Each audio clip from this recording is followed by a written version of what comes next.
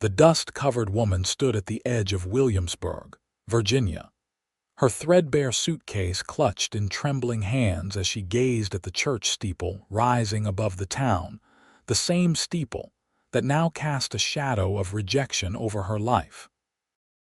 Ruby Watson had returned home after 5 years, only to discover that some sins were never forgiven, not even by those who preached forgiveness every Sunday. It was 1875, and the country was still healing from wounds deeper than any doctor could mend.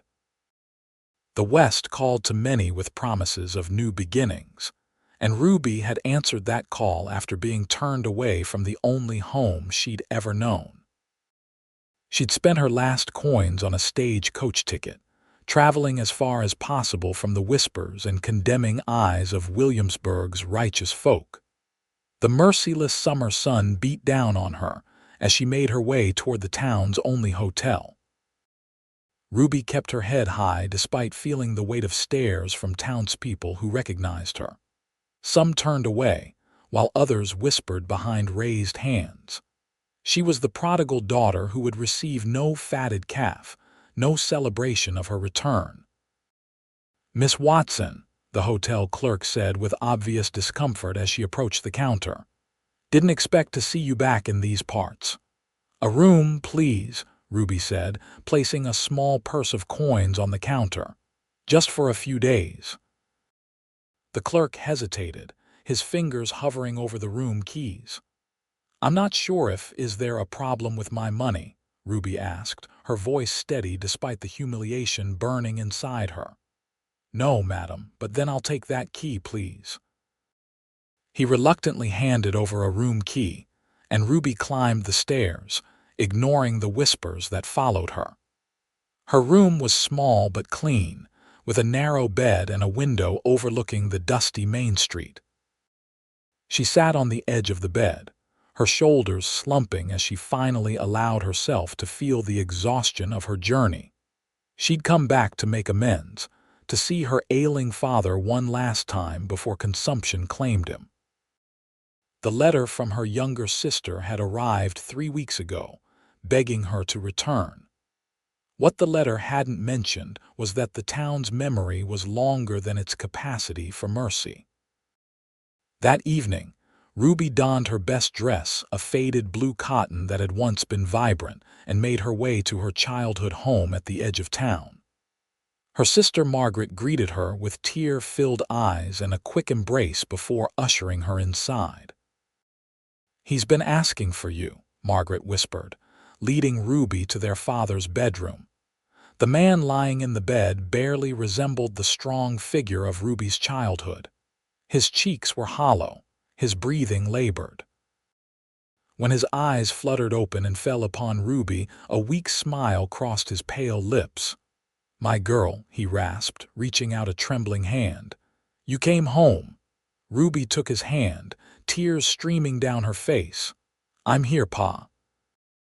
Later that night, as Ruby helped Margaret prepare a simple supper, her sister's nervous energy filled the small kitchen. "Reverend Simmons came by yesterday," Margaret said, avoiding Ruby's eyes. "When he heard you might be returning." Ruby's hand stilled over the potatoes she was peeling. "What did he want?" He made it clear that you wouldn't be welcome at the church," Margaret said, her voice barely audible. "He said your presence would be an affront to the congregation." Ruby continued peeling, the knife scraping rhythmically against the potato. "I see." "I told him it wasn't Christian," Margaret added quickly. "But he said some sins can't be washed away, not in the eyes of man." "And what about in the eyes of God?" Ruby asked, setting down the knife. Margaret had no answer. The next morning, Ruby awoke early, determined to make her stay in Williamsburg as brief as possible. She would care for her father, make what peace she could, and then move on. Perhaps farther west, where her past couldn't follow. She stepped outside into the cool morning air, deciding to visit the general store for supplies. The town was just coming to life, shopkeepers opening their doors, farmers bringing goods to market. As she approached the store, A commotion down the street caught her attention. A group of men stood arguing loudly beside a loaded wagon. One man, taller than the others, gesticulated with obvious frustration. "I paid good money for those horses, Larson. They're lame and you know it," the tall man shouted. The shorter, rounder man puffed up his chest. "You bought them as is, Cooper. Not my fault if you didn't inspect them properly." Ruby tried to skirt around the conflict, keeping her head down, but as she passed, the tall man turned suddenly and they collided. Ruby stumbled backward and strong hands caught her arms, steadying her. "My apologies, miss," said a deep voice. Ruby looked up into the bluest eyes she'd ever seen, set in a sun-bronzed face partially shadowed by a wide-brimmed hat. The man's expression shifted from concern to surprise as he took in her features. "No harm done," Ruby replied, stepping away from his touch. The man tipped his hat. "Cole Lawrence, madam, just passing through on my way to Colorado Territory." "Ruby Watson," she replied automatically, then immediately regretted giving her name when she saw recognition flash in his eyes. "Watson," he repeated. "Any relation to Edward Watson, my father," Ruby admitted, bracing herself for the inevitable change in his demeanor. Instead, Cole nodded respectfully. "I'm sorry to hear of his illness. I've had some dealings with him in the past. Good man." Before Ruby could respond, a woman walking past with her daughter spotted Ruby and hurriedly pulled the child to the opposite side of the street, whispering something that made the girl look back with wide, curious eyes. Cole noticed the interaction, his brow furrowing slightly. Ruby's cheeks burned with humiliation. "If you'll excuse me, Mr. Lawrence," she said stiffly, "I have errands to attend to." As she walked away, she felt his eyes on her back, and something about his gaze made her stand a little straighter, hold her head a little higher. That evening, as Ruby sat by her father's bedside reading to him from his worn Bible, a knock came at the door. Margaret answered it, and hushed voices drifted down the hall. Moments later, her sister appeared in the doorway, her expression a mixture of surprise and uncertainty. "There's someone here to see you," Margaret said. "Mr. Lawrence." Ruby set the Bible aside, confused. "Mr. Lawrence? What business could he have with me?" She found Cole standing in the small parlor, hat in hand. He straightened when she entered. "Miss Watson," he greeted her. "I apologize for the intrusion. What can I do for you, Mr. Lawrence?" "I've been speaking with Mr. Abernathy at the livery," Cole explained. "He mentioned that your father's horse had gone lame, and I recalled you mentioning your father's illness. I thought perhaps I could offer my assistance." Ruby blinked in surprise. "That's very kind of you, but we're managing." Cole nodded, accepting her answer without protest. "Of course. I also wanted to let you know that I've purchased property just outside town, the old Miller place. I'll be staying in these parts longer than I originally planned." "I see," Ruby replied, unsure why he was telling her this.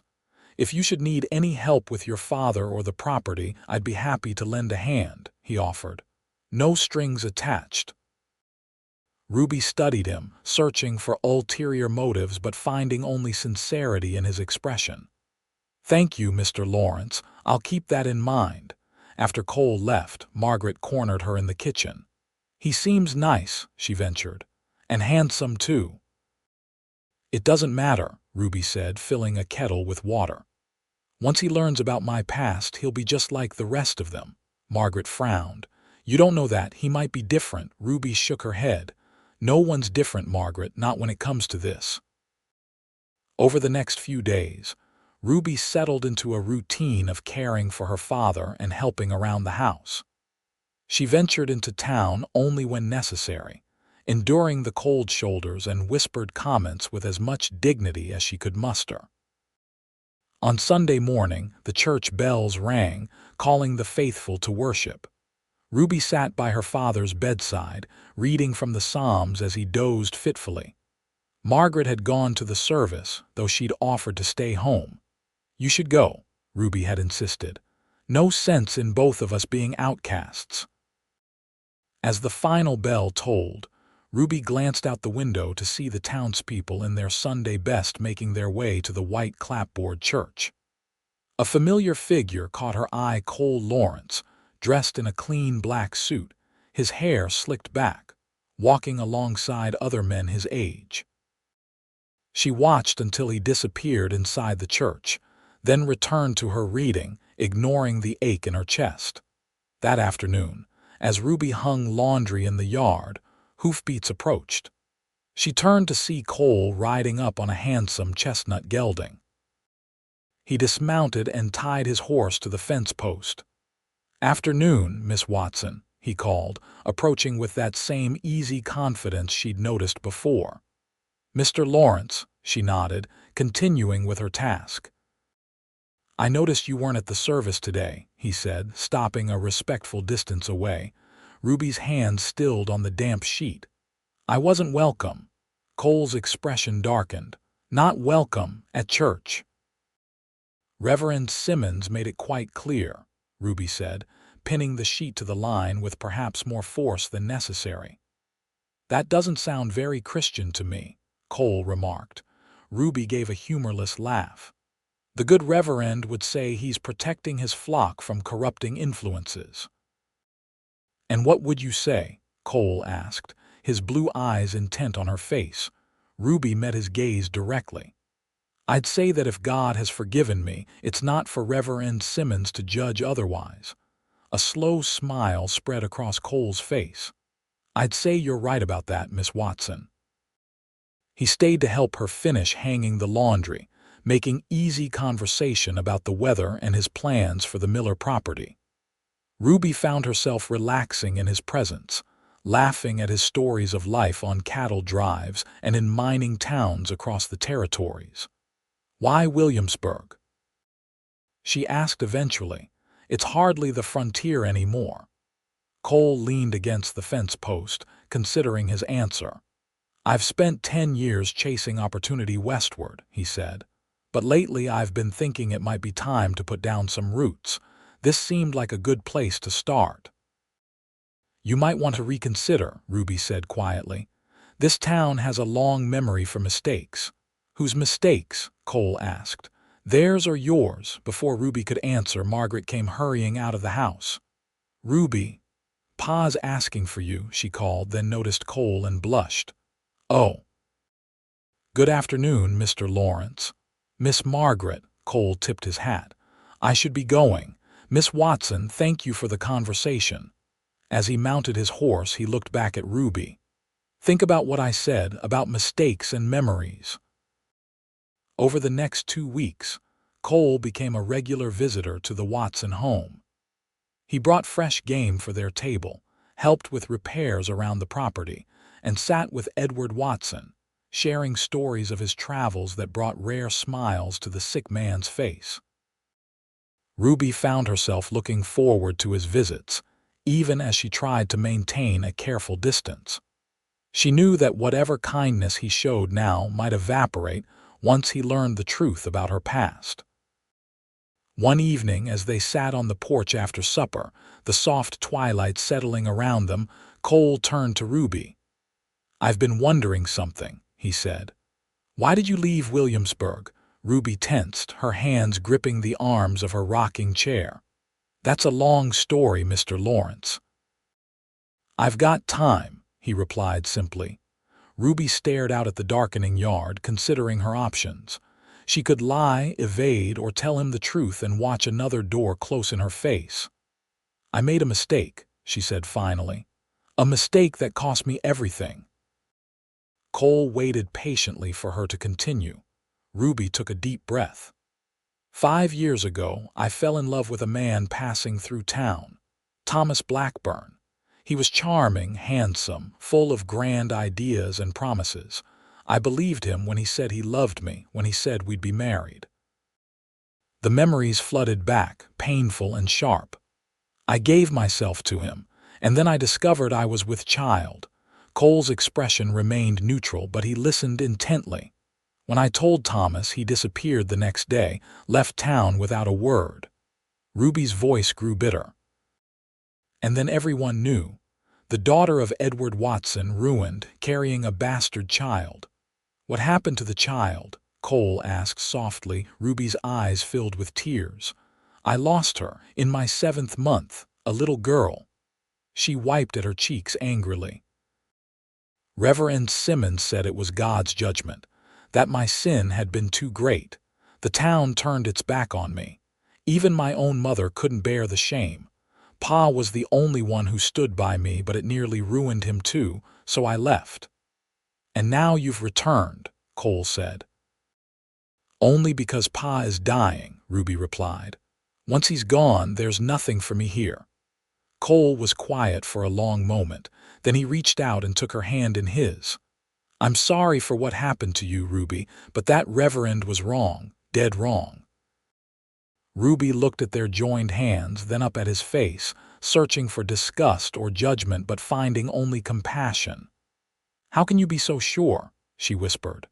Because I know something about judgment, Cole said, and about forgiveness too. He didn't elaborate further, and Ruby didn't press him.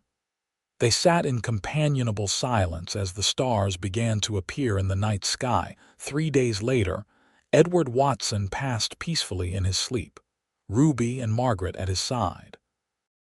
The funeral was scheduled for the following afternoon at the church cemetery, though Reverend Simmons had made it clear that Ruby would not be welcome at the service itself. On the morning of the funeral, Ruby stood in her black mourning dress, staring out the window as neighbors and townsfolk made their way to the church to pay their respects. Margaret had gone ahead to help with arrangements. A knock at the door drew Ruby from her thoughts. She opened it to find Cole standing there, dressed solemnly in black, his hat in his hands. I came to escort you, he said. Ruby shook her head. I can't attend the service. Reverend Simmons, to hell with Reverend Simmons, Cole interrupted, then immediately apologized. Pardon my language. But this is your father's funeral. You have every right to be there. It will only cause a scene, Ruby protested. I don't want to dishonor Pa's memory with a public confrontation. Cole studied her for a moment, then nodded. I understand, but you should still say goodbye. I'll wait with you until after the service, and then we'll go to the cemetery together. True to his word, Cole waited with Ruby, sitting beside her on the porch as the church bells tolled.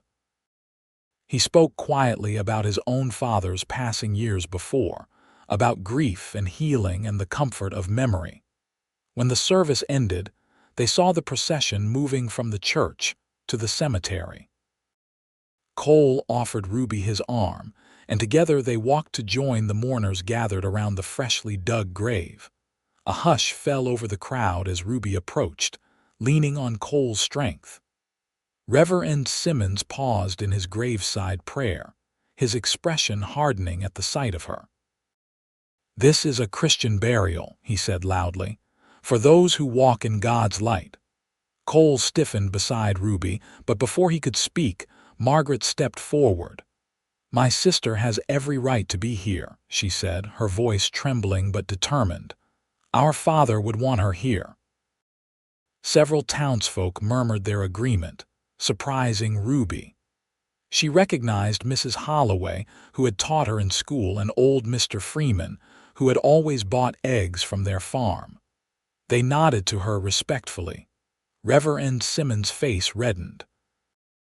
The church has made its position clear on this matter. The church, Cole said evenly, or you, Reverend? The minister drew himself up indignantly. I speak for the congregation. Do you? Cole challenged, looking around at the gathered mourners. Do all of you agree that a woman should be denied the right to mourn her father because of a mistake made years ago? A mistake she's paid for 1,000 times over. No one spoke, but Ruby saw uncertainty in many faces. Enough, Ruby said softly, placing a hand on Cole's arm. This is about Pa, not me. She turned to the Reverend. "Please continue, Reverend. I'll stay at the back." Reluctantly, the minister resumed the service, though his eyes darted frequently to where Ruby stood with Cole at her side. When it was over and the first handfuls of earth were cast upon Edward Watson's coffin, Ruby stepped forward to say her final goodbye. As the crowd dispersed, several people approached Ruby, offering quiet condolences. Not everyone, but enough to surprise her. Mrs. Holloway embraced her warmly, whispering, "Your father was very proud of you, dear. He told me how you've been making your way in Colorado teaching school." Ruby nodded, not correcting the woman's assumption. Her father had created a respectable fiction about her life away from Williamsburg, and she wouldn't tarnish his efforts now.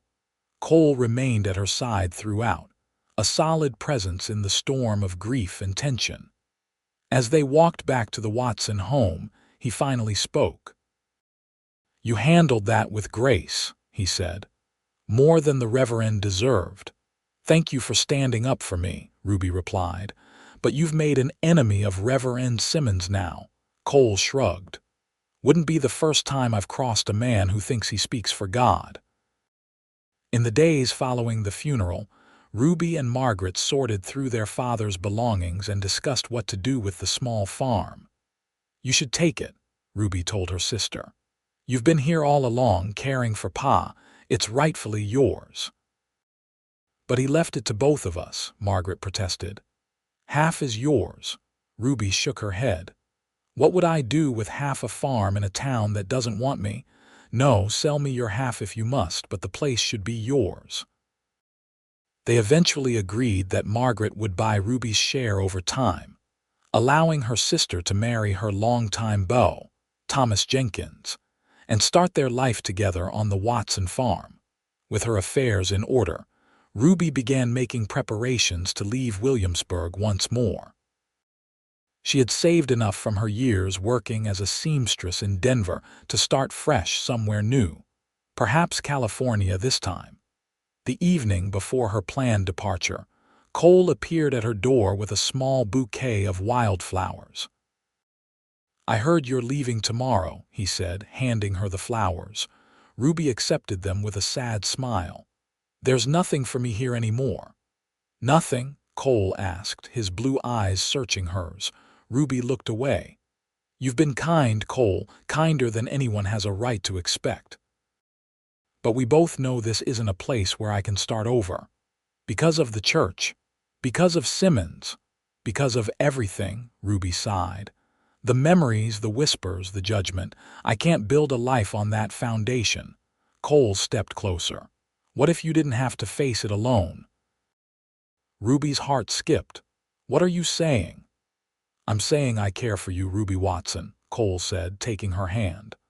"I'm saying that in the short time I've known you, I've seen your strength, your kindness, your faith despite everything, and I'm asking you to consider staying." Ruby withdrew her hand gently. "You don't know what you're asking. The town would never accept us together. Your reputation would suffer." "Your business, let me worry about that," Cole interrupted. "All I'm asking is that you don't leave tomorrow. Give us time to see if there might be something worth staying for." Ruby hesitated, torn between the safety of flight and the terrifying hope Cole offered. "Just a little time," Cole pressed. "That's all I'm asking." "A week," Ruby conceded finally. "I'll stay one more week." Cole's face lit up with a smile that made Ruby's heart flutter traitorously.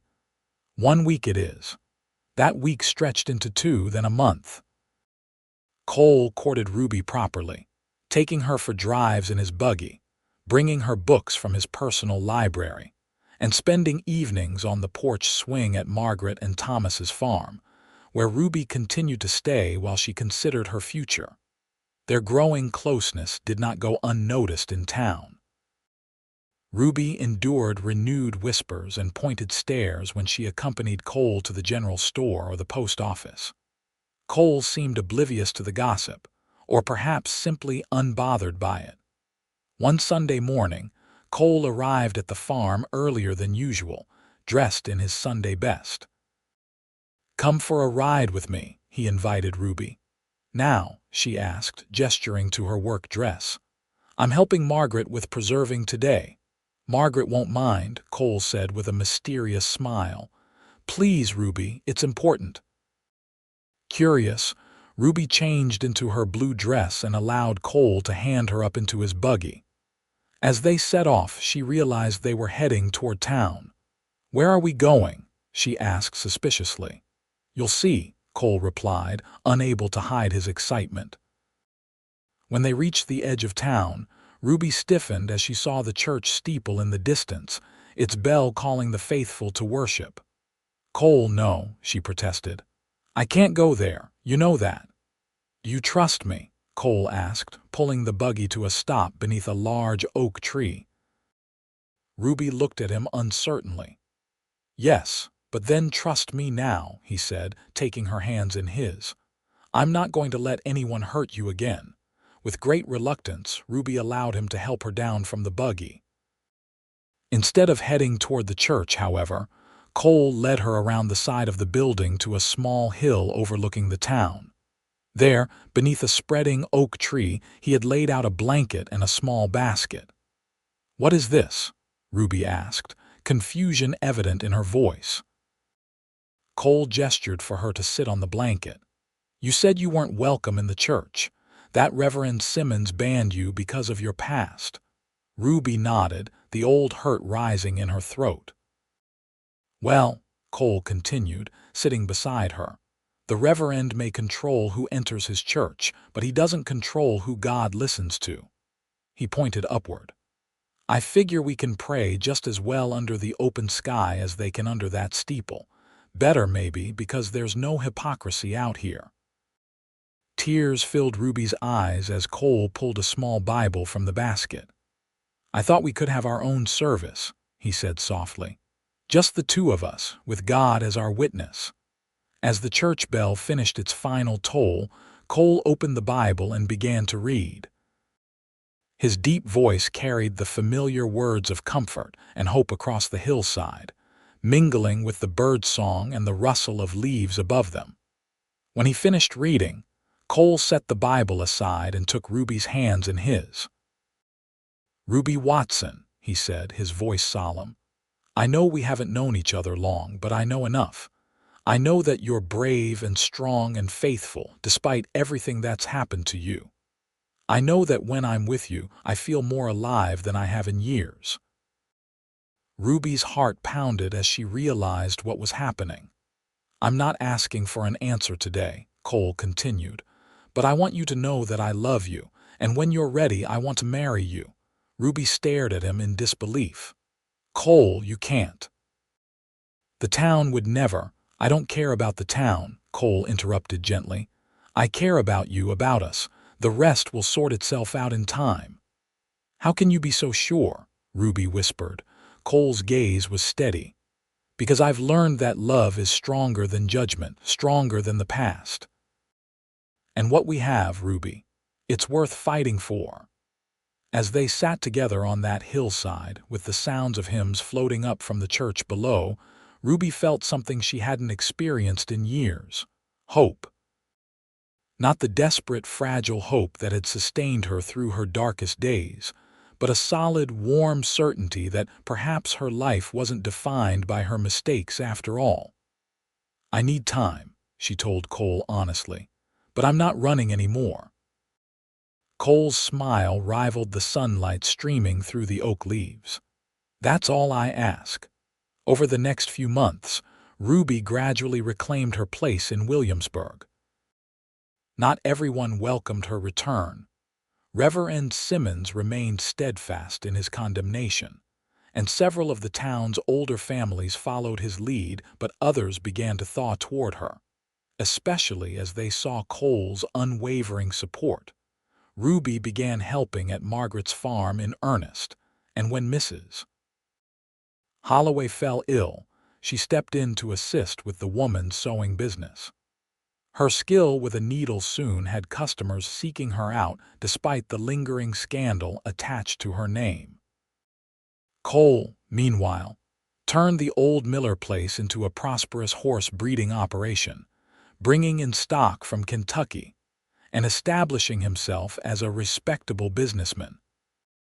He made no secret of his courtship of Ruby, taking her to town socials and county fairs, proudly introducing her as the woman I intend to marry.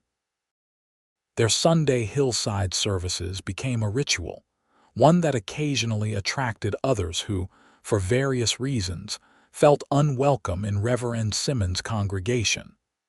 A young widow whose husband had died in a bar fight, an elderly man whose drinking had scandalized the church ladies, a mixed-race family who had moved from the north and found the church's welcome less than warm. Cole would read from the Bible, they would sing hymns without accompaniment, and afterward they would share a meal and conversation. It was church as Ruby had never experienced it, without judgment, without hierarchy, focused only on faith and community. As autumn painted the Virginia countryside in vibrant hues, Cole took Ruby for a ride to a spot overlooking his property. The horses grazed in the pasture below and the farmhouse gleamed with fresh white paint. "It's coming along nicely," Ruby commented as they stood at the fence line. "It is," Cole agreed, "but it's missing something important." "Oh, what's that?" Cole turned to face her. "A mistress. A woman's touch. You, Ruby." He took her hands in his. "I've given you time, I've tried to be patient, but I find myself unable to wait any longer to know if you'll be my wife."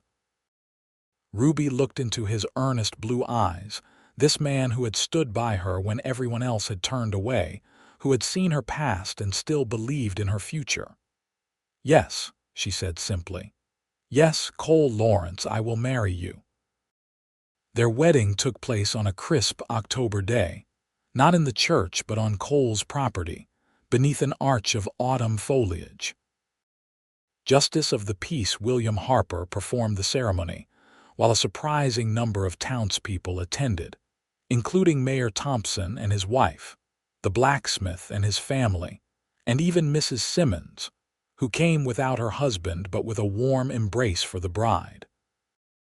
As Ruby and Cole exchanged vows, she felt the weight of her past finally lifting. This was her new beginning, hard-won but all the sweeter for it. Their first year of marriage brought challenges as they established their home and business together.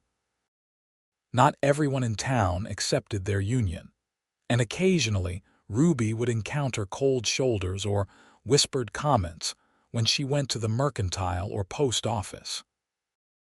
But for every person who clung to judgment, there were others who recognized the sincerity of their love and the dignity with which they faced opposition. Gradually, the Lawrence Horse Farm became known not just for its fine stock but for its hospitality as well. Their hillside Sunday services continued to grow, drawing people from neighboring farms and even some from town who found Reverend Simmons' strict interpretation of Scripture too confining. By the following spring, they'd constructed a simple open pavilion on the hill to provide shelter for their growing congregation. In June of 1876, as the country celebrated its centennial, Ruby discovered she was with child. The news brought both joy and fear. Joy at the prospect of building a family with Cole, fear that she might lose this child as she had lost her first. Cole held her through tearful nights of anxiety, praying with her for their child's safety and assuring her that whatever happened, they would face it together. "This time is different," he told her, his hand gentle on her still flat belly. "You're not alone, you're loved. And this child will be born into that love." As Ruby's pregnancy progressed, something unexpected happened. The women of Williamsburg, even some who had shunned her before, began to call at the Lawrence farm, bringing advice, hand-sewn baby clothes, and herbal remedies for morning sickness. Mrs. Holloway organized a quilting circle to create a special blanket for the coming baby, and Margaret oversaw the preparation of the nursery in what had once been Cole's study.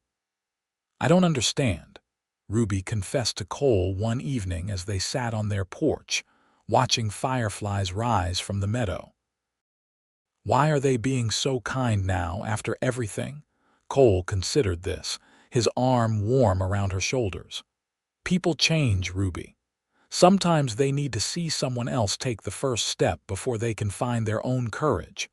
Or maybe they just love babies," Ruby suggested with a smile. "That too," Cole chuckled. In late January 1877, during a rare Virginia snowstorm, Ruby went into labor. The doctor was delayed by the weather, and it was Margaret, Mrs. Holloway, and Cole who helped bring Robert Edward Lawrence into the world, a healthy, loud, lunged boy with his father's blue eyes and a shock of dark hair. As Ruby held her son for the first time, she marveled at the journey that had brought her to this moment, from shame and exile to love and family, from judgment to redemption. The path had not been easy, but looking at Cole's face as he gazed in wonder at their child, she knew it had led exactly where she was meant to be. Spring brought new life to the Lawrence farm and new developments in Williamsburg. Reverend Simmons, facing dwindling attendance and criticism from church elders over his harsh stance toward certain members of the community, announced his retirement. His replacement, a younger man named Reverend Samuel Miller, arrived with his family and a more inclusive approach to ministry. On a warm Sunday in May, Ruby and Cole dressed little Robbie in his christening gown, and for the first time in over 6 years, Ruby walked through the doors of Williamsburg's white clapboard church. A hush fell over the congregation as they entered, Ruby's heart pounding so loudly she was sure everyone could hear it. Cole's hand was steady at the small of her back as they moved toward the front pew, where Margaret and Thomas sat with their young daughter. Reverend Miller greeted them warmly, his smile genuine as he welcomed them to the service. "We're blessed by your presence today," he said, loud enough for all to hear. As they took their seats, Ruby felt the weight of stares, but also, surprisingly, several welcoming nods and smiles. Mrs. Thompson leaned across the aisle to admire baby Robbie, while Mr. Freeman patted Cole on the shoulder approvingly. The service was different from what Ruby remembered, less fire and brimstone, more emphasis on grace and community. When Reverend Miller invited them forward for Robbie's christening, Ruby walked with her head high, her son in her arms and her husband at her side. "Robert Edward Lawrence," the Reverend said, dipping his fingers into the baptismal font, "I baptize you in the name of the Father, the Son, and the Holy Spirit." He touched the water to the baby's forehead, and Robbie squirmed but didn't cry. "May this child grow in faith and love," Reverend Miller continued, surrounded by a community that reflects God's grace and forgiveness to all. As they turned to face the congregation, Ruby saw tears in many eyes, including, surprisingly, her own. This moment, this acceptance, was something she had stopped allowing herself to hope for long ago. After the service, people gathered around them on the church lawn, offering congratulations and admiring Robbie. Ruby found herself drawn into conversations with women who had once crossed the street to avoid her, discussing recipes and childcare as if the past had never happened. "Quite a change," Cole murmured in her ear as they finally made their way to their buggy. "You think it will last?" Ruby asked, settling Robbie in her lap. Cole helped her into the buggy before climbing up beside her. "Some of it will, some won't.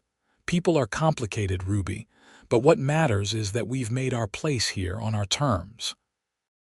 As they drove home, Ruby leaned against Cole's shoulder, watching the familiar landscape roll by. The town that had once rejected her had not completely embraced her, but spaces had opened in the church, in the community, and most importantly, in her own heart where healing could begin. That evening, after putting Robbie to bed, Ruby and Cole walked hand in hand to their hillside. The open-air pavilion stood silent in the moonlight, waiting for the following Sunday's gathering. "You think we should stop now?" Ruby asked. "Now that we can attend the regular church?" Cole considered this, looking out over the sleeping town. "What do you think?" Ruby thought about the faces she'd seen at their hillside services, people who might never feel comfortable in a traditional church, people who needed the acceptance and community they'd found on this hill. "I think there's room for both," she said finally.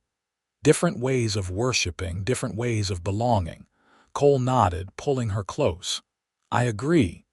And I like to think that what we started here might help change things in town too, show people another way."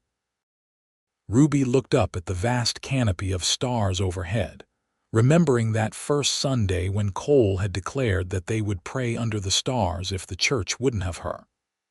That simple act of defiance and faith had transformed not just her life, but the lives of others as well. "I never thought I'd find peace here again," she admitted. "Never thought I'd find home." Cole kissed her forehead gently. "Home isn't always a place, Ruby. Sometimes it's the people who stand by you, who see the truth of who you are beyond your mistakes." As they stood together under the star-filled sky, Ruby offered up a silent prayer of gratitude for the journey that had brought her here, the pain that had forged her strength, the rejection that had led her to true acceptance, and the love that had taught her the real meaning of grace. The years flowed by like the river that cut through the valley below Williamsburg. Robbie grew from a chubby-cheeked toddler into a curious, energetic boy with his father's charm and his mother's determination. When he was 4, Ruby gave birth to twins Eliza Margaret and Caroline Rose, completing their family and filling their home with even more laughter and chaos. Cole's horse breeding business flourished, with buyers coming from as far as Kentucky and New York to purchase his stock. Ruby, meanwhile, established a small but successful dressmaking business, specializing in wedding gowns and baptismal clothes. Her designs became sought after throughout the county, her past forgotten or at least set aside in favor of her present talents. Their hillside Sunday gatherings continued, evolving over time into something between a church and a community meeting. Sometimes Reverend Miller would join them, bringing his guitar and leading songs. Other times, visitors passing through town would share stories of faith from different traditions and places. What remained constant was the spirit of inclusion and grace that Ruby and Cole had established from the beginning, a place where mistakes were acknowledged but not held against you, where healing was possible and second chances were given freely. In the summer of 1885, a visitor arrived in Williamsburg who would test the strength of the community Ruby and Cole had helped build. Thomas Blackburn, older and somewhat careworn but still handsome, rode into town one afternoon and took a room at the hotel. Ruby was in her shop, fitting a young bride for her wedding dress when the bell above the door jingled. Looking up, she froze, the pins in her hand suddenly spilling to the floor. "Hello, Ruby," Thomas said, standing awkwardly in the doorway. "Mr. Blackburn," Ruby replied, her voice remarkably steady considering the turmoil inside her. "If you'll excuse me, I'm with a customer." "Of course," he nodded. "Perhaps we could speak later. I'm staying at the hotel." Ruby turned back to her client, continuing the fitting as if nothing had happened, though her hands trembled slightly. "We'll need to take this in at the waist, Miss Adams. If you'll come back tomorrow, I'll have it ready for another fitting." After the girl had gone, Ruby closed her shop early and hurried home, arriving just as Cole was returning from the pastures with Robbie on his shoulders. "Ruby, what's wrong?" Cole asked, immediately sensing her distress. That evening, after the children were asleep, Ruby and Cole sat at their kitchen table, hands clasped as she explained. Thomas Blackburn is in town, she said. He wants to speak with me. Cole's jaw tightened, but his voice remained calm. What do you want to do? I don't know, Ruby admitted. Part of me wants to ignore him, to pretend he doesn't exist. Another part. She hesitated. Another part wants answers, Cole finished for her. Wants to know why he left. Ruby nodded. Is that wrong? After all this time? Cole brought her hand to his lips, kissing her knuckles gently. No, it's not wrong. It's human.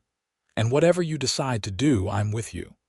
The next morning, Ruby sent word to the hotel asking Thomas to meet her at the Hillside Pavilion at noon. Cole offered to accompany her, but Ruby shook her head. This is something I need to do alone, she said. But thank you. At the appointed hour, Ruby sat on one of the simple benches beneath the pavilion, watching as Thomas made his way up the hill. He was still handsome, though his hair had receded and lines had formed around his eyes and mouth.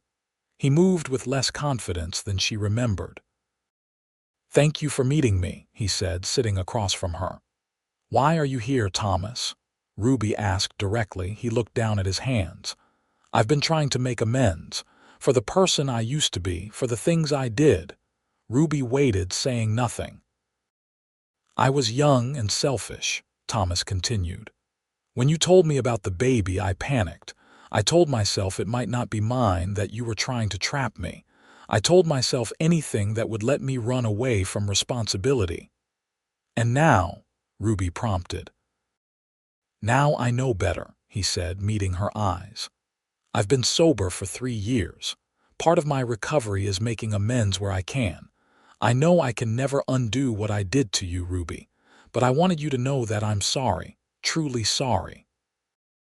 Ruby studied his face, searching for the charm and manipulation she remembered, but finding instead a genuine remorse that surprised her. Did you ever think about us? She asked. About the child, Thomas nodded, his eyes filling with tears. More than you know, I heard.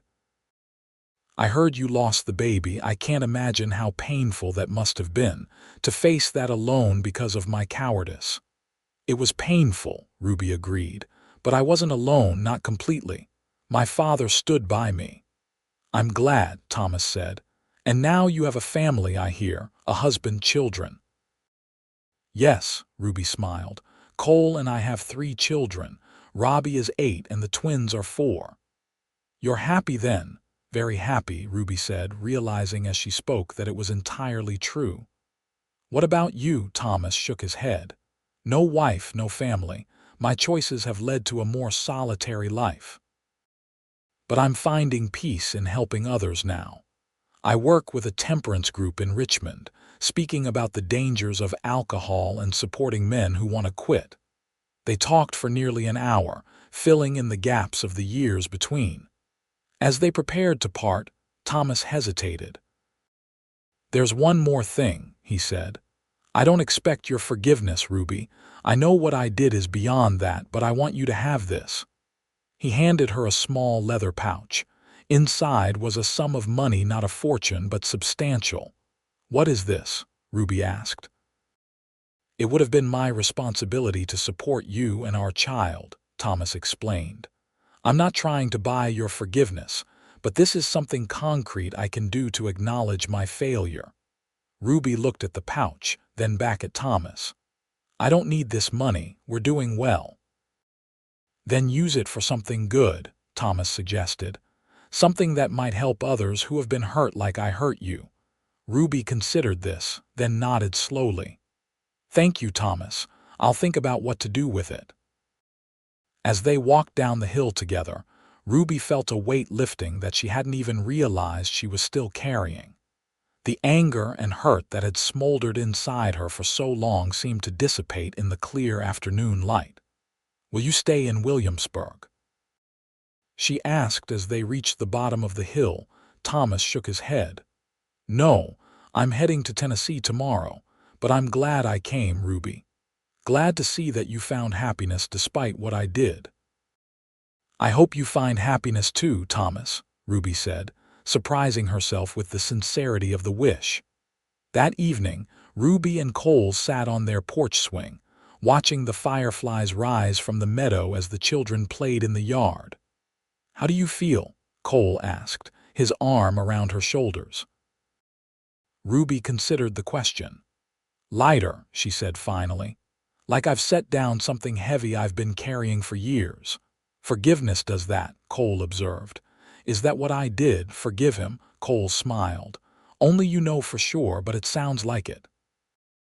Ruby watched as Robbie helped little Caroline catch a firefly, his patience with his sister touching her heart. "He gave me money," she told Cole. "Said it was what he should have provided for me and the baby." "What will you do with it?" Ruby had been thinking about this all afternoon. "I want to use it to help others. Women who find themselves in the situation I was in. Maybe a fund to provide support so they don't have to face what I faced alone." Cole nodded approvingly. "I think that's a fine idea." "I was thinking we could administer it through our hillside congregation," Ruby continued. "Keep it separate from the church in town, so there's no judgment attached." "Ruby Lawrence," Cole said, turning to face her, "have I told you lately how much I love you?"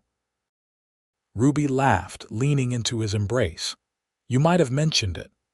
"Well, I'm mentioning it again," Cole said, kissing her softly. "I love your compassion, your forgiveness, your strength. I love that you can take something painful from your past and turn it into something healing for others." As the sun set behind the hills, casting long shadows across their property, Ruby reflected on the journey that had brought her here. From the frightened, shamed young woman who had fled Williamsburg to the confident, loved woman she was now, every step, even the painful ones, had been necessary. And while she couldn't change the past, she could help shape the future. For herself, for her children, and perhaps for other women who needed to know that mistakes didn't define them, that redemption was possible, and that love could indeed be stronger than judgment.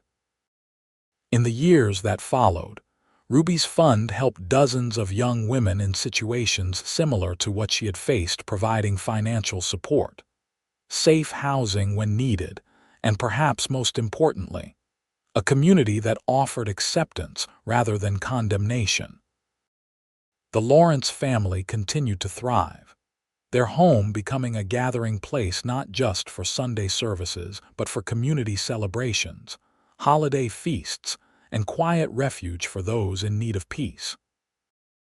Robbie grew up to follow in his father's footsteps, learning the horse breeding business from the ground up, and eventually taking over its management, as Cole focused more on their expanding charitable work.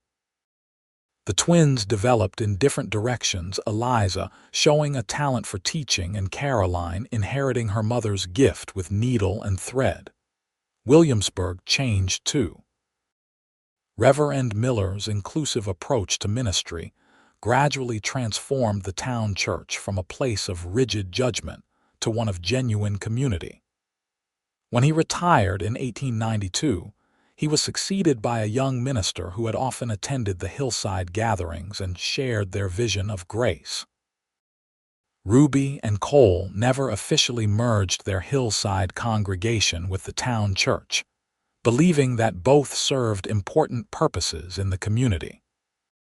But the walls between them became increasingly permeable, with people moving freely between both gatherings and bringing the best of each tradition to the other.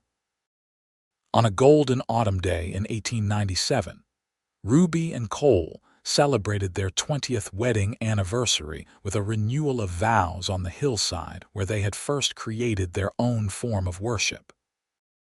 Friends and family gathered to witness their recommitment, including Margaret and Thomas with their children, now grown, Mrs. Holloway, white-haired but still sharp-eyed, and many of the women and families Ruby's fund had helped over the years. As Ruby looked out over the assembled faces, some who had known her when she first returned to Williamsburg in shame, others who knew only the respected woman she had become, she felt a profound sense of gratitude for the journey that had brought her here. 20 years ago, Cole said, his voice still strong though silver now threaded his dark hair. "I promise to love and cherish you through whatever life brought us. Today, I renew that promise with even deeper certainty and joy." Ruby squeezed his hands, her heart full. 20 years ago, you saw me when others looked away. You believed in me when I couldn't believe in myself. Today, I promise to continue walking beside you in love, gratitude, and faith for all the years to come. As they sealed their vows with a kiss, cheers and applause erupted from their gathered loved ones. Robbie, now a handsome young man of 20, whistled loudly, while the twins, lovely young women of 16, wiped tears from their eyes. That evening, as the celebration continued with food and music and dancing under the stars, Ruby slipped away for a moment of quiet reflection.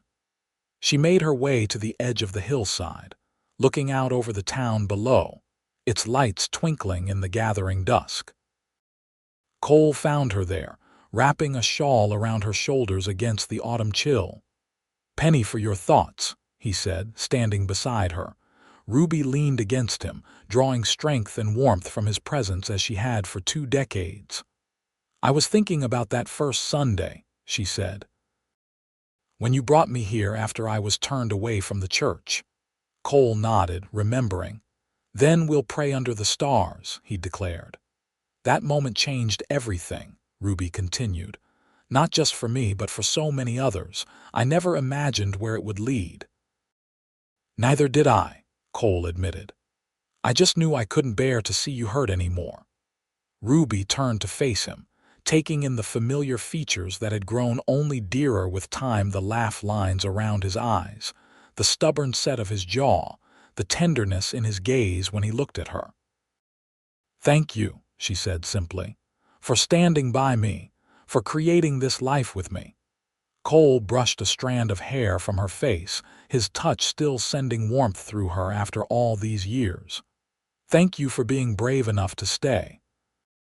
For believing we could build something lasting here, despite everything." From below, the sound of their children's laughter floated up, mingling with the music and conversation of their celebration. "Should we rejoin the party?"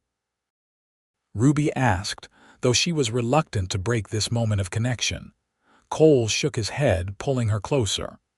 "Let's stay here a while longer, just the two of us." As they stood together under the vast canopy of stars, Ruby thought about all the prayers offered on this hillside over the years, prayers for healing, for guidance, for forgiveness. So many had been answered, not always in the ways expected, but often in ways more profound than imagined.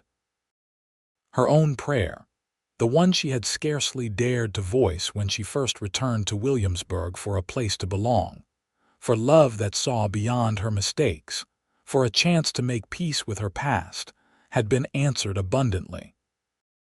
The girl who had been banned from church had found not only a way to pray under the stars, but also a way to bring that starlight into the darkest corners of her community, illuminating paths for others who needed to find their way home. "I love you, Cole Lawrence," Ruby whispered, resting her head against his shoulder. "And I love you, Ruby Lawrence," he replied, his arms strong and sure around her. "Today, tomorrow, and for all the days we're given." Together, they stood on the hillside that had become sacred ground, watching over the town that had rejected her, and then, gradually, embraced her again. The night sky spread above them, vast and glittering with possibilities, just as it had on that first Sunday when a simple act of defiance had become the foundation for a life of unexpected grace. And in the gentle Virginia breeze, Ruby could almost hear the echo of Cole's words from so long ago. "Then we'll pray under the stars." Words that had changed not just her life, but the life of an entire community. Words that had taught her that sometimes, when the doors of tradition close, God opens a wider space beneath the open sky, where love and forgiveness can flourish without walls to contain them.